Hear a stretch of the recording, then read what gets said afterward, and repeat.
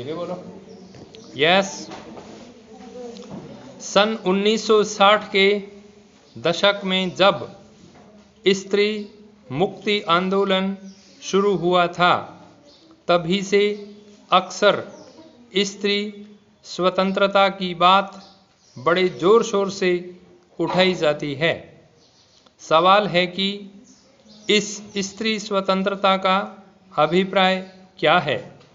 दैहिक मानसिक स्वतंत्रता या फिर सामाजिक और आर्थिक स्वतंत्रता?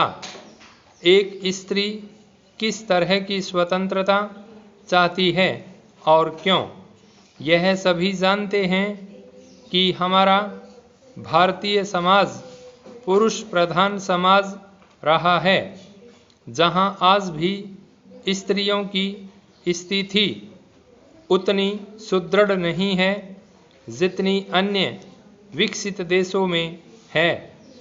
आज अगर महिलाएं पढ़ लिख कर अपने बलबूते पर आगे आ भी रही हैं, तो भी वहां पर भी स्त्री पुरुष असमानता मौजूद है। आंकड़ों के ढेर पर बैठकर इस बात की कल्पना करना आसान है कि देश की आर्थिक प्रगति कैसे हो रही है। बहुत सारी बातों की अनदेखी करके अक्सर भारत के आधुनिक चेहरे को दिखाया जाता रहा है। ऐसा चेहरा जिसमें प्रगति की चमक है और विकास की रेखाओं से आभा मंडल शोभित है। उद्योग व्यापार और अन्य क्षेत्रों में आंकड़े कह रहे हैं कि हमारा देश भविष्य में दुनिया में सिरमौर बनकर उभरेगा। लेकिन इस तस्वीर में महिलाओं की जगह कहाँ है? पैरा। भारतीय समाज में पितृसत्ता के अनेक रूप हैं, जिन्हें विभिन्न स्तरों पर देखा जा सकता है। पितृसत्ता एक व्यवस्था के रूप में किस तरह से काम करती है, इसे समझने के लिए इसकी विचारधारा को अहम माना गया है।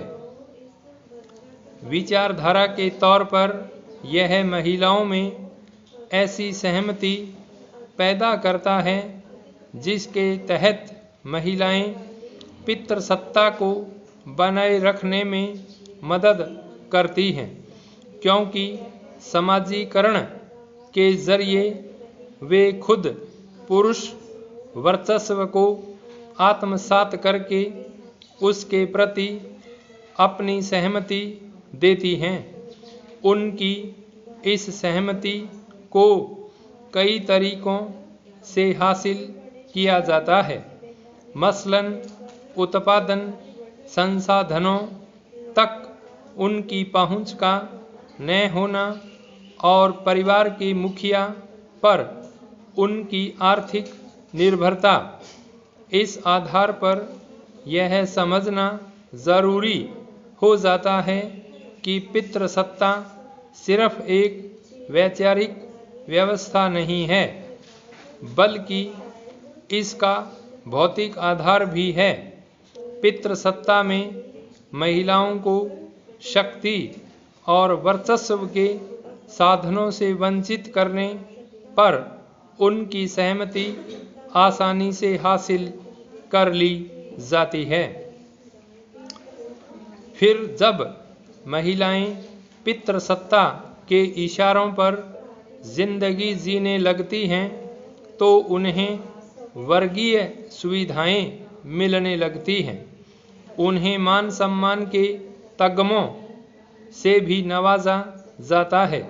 दूसरी तरफ जो महिलाएं पितृसत्ता के कायदे कानूनों और तौर तरीकों को अपना सहयोग या सहमति नहीं देती हैं, उन्हें बुरा करार दे दिया जाता है और आमतौर पर संपत्ति और सुविधाओं से बेदखल कर दिया जाता है।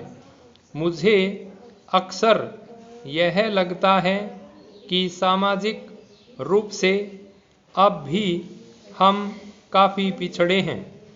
स्त्री स्वतंत्रता के नाम पर शिक्षा और नौकरी करने की छूट, इस आज़ाद देश में अपनी इच्छा से पढ़ने, नौकरी करने, न करने, विवाह करने या न करने की स्वतंत्रता जो हमारा संविधान हमें सालों पहले दे चुका है, वहाँ यह अनुमति का प्रश्न आता कहाँ से है। इस देश में स्त्री शिक्षा और स्वतंत्रता का आलम यह है कि लड़कियां खुद यह बताते हुए गर्व महसूस करती हैं कि मेरे घर वालों या ससुराल वालों ने मुझे आगे बढ़ने, पढ़ने, नौकरी करने, साड़ी के बजाय सूट या जीन्स पहनने आदि को स्वीकार कर लिया है। वास्तव में यह पितृसत्ता के प्रति उनका बिना सोचे समझे समर्पण और समर्थन है। अपने जीवन के फैसले लेने और उसे किस तरह जीना है, यह तय करने का एक स्त्री को उतना ही अधिकार है जितना एक पुरुष को है। विवाह, परिवार संस्था में घर परिवार और बच्चों या घरेलू कार्यों की जिम्मेदारी जितनी स्त्री की है उतनी ही पुरुष की भी हो। विडंबना यह है कि स्त्री अगर आर्थिक रूप से स्वतंत्र है तो भी वह भारतीय समाज के शोषण चक्र से मुक्त नहीं है। नए ज़माने के अनुसार अब महिलाओं की स्थिति में भी बदलाव की संभावना नजर आ रही है। देश के सेवा क्षेत्र में महिलाएं अपनी हिस्सेदारी ज़्यादा से ज़्यादा निभाने का प्रयत्न कर रही है। अक्सर यह देखने में आता है कि घर में अगर लड़का और लड़की दोनों हैं तो लड़के को नौकरी के लिए दूसरे शहर में भेजने में भी कोई समस्या नहीं रहती और लड़की को बहुत हुआ तो उसी शहर में छोटी मोटी नौकरी करने के लिए भेज दिया जाता है, वह भी काफ़ी मान मनोबल के बाद। बहरहाल सभी ओर छाए धुंध के बीच उम्मीद की किरणें भी कभी कभार दिख जाती है। मुंबई में एक टैक्सी सेवा देने वाली कंपनी ने अपने यहाँ केवल महिला ड्राइवरों को ही रखा है। इसके अलावा एक संस्था ने घरेलू सहायिकाओं को अपने यहाँ नौकरी पर रखा है और वह संगठित तौर पर यह काम करने वाली पहली कंपनी बन गई है। कई कंपनियों ने महिलाओं को सुविधाजनक समय के मुताबिक काम करने की अनुमति देना आरंभ कर दिया है, लेकिन विचार से स्तर पर बराबरी आधारित बदलाव जब तक नहीं होगा, केवल आर्थिक स्वतंत्रता पितृसत्ता के ढांचे को बदलने के लिहाज से कोई खास नतीजे नहीं देने वाली। स्टॉप।